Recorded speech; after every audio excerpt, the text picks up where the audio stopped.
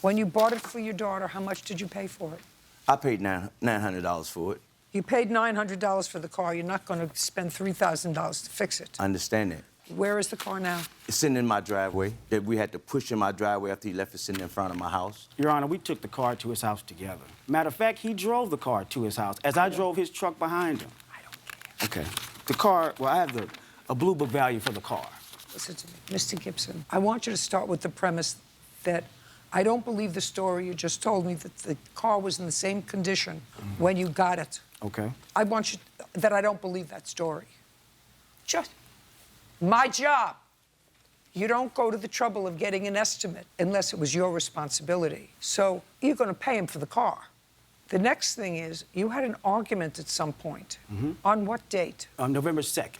Now, is that the day you punched him? That would be that day. I want you to tell me, because that's the second part of his lawsuit. I want you to tell me how it came about that you punched him. Well, Look at me, don't look up. We got done working that day. This particular day wasn't a payday for Mr. Butler. So there was no money to be exchanged in hands for the work that was done. We got back to the house. Whose house? Mine.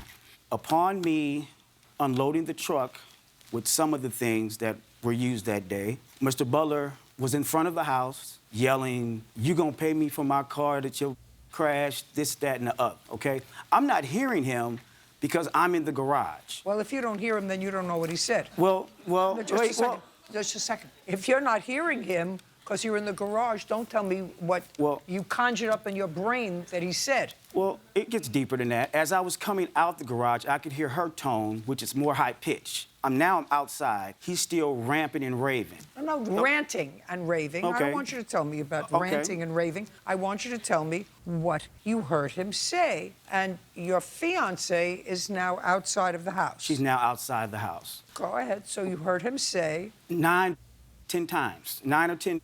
And it was just constant, you know. By this time, she's outside. I asked him to leave more than once. He chose not to. My fiancée approached his vehicle. Why? Okay. Why did you approach his vehicle? Up here. Now, he's outside ranting and raving and calling you all kinds of names. So you had an option of going into the house. I was in the house at that time. I heard him. You heard him? Yes, calling you names. So yes, you were ma'am. in the house? Yes. So you came out of the house? I came out of the house, yes, ma'am. And what were you walking up to his vehicle for? I was asking him why was he calling me over and over again. Why? I said, Otis, my name is. You need to address me as. I said, excuse me? And your mama. Now, my mama got pulled into this. I said, excuse me. So you're dealing with somebody Yes. who was acting irrationally. Yes. And calling you names. Yes, ma'am. And? And then that's when Ryan walked up and he told me to go in the house. And? Before I could go in the house, Otis called me another. And? And then Ryan hit him. Okay, now you can sit down. So, Mr. Gibson, sticks and stones will break my bones, but names will never hurt me. You're not allowed to hit him if he called your girlfriend a bad name. You're allowed not to work with him anymore. You have to pay for his car, but you're not allowed to put your hands on him. Do you have photographs of your injury? Yes, ma'am, I does. I'd like to take a look. And Judge, if you wouldn't mind me telling you what happened that day. Sure. That's the police report and the pictures. And actually, it was November the 1st. What happened was that day, we did supposed to been getting the cash out. He's supposed to been cashed out for me some money that day. I believe that's why he hit me in the mouth to keep me from getting my money. Well, I'm sitting in my truck. When he was taking the stuff off the truck, I was mad. We usually take the stuff off. I said, Ryan, we get this money today. You need to pay me some money. My place expired yesterday. So I did say, hadn't apologized to me since she wrecked my car. It's been 3 months now. And then when she came outside, she wasn't even out. I didn't even see her, period. She came out on the balcony with a broom. She said, "What'd you say?" I said, "I didn't say nothing." She said, "Yes, you did. I said something."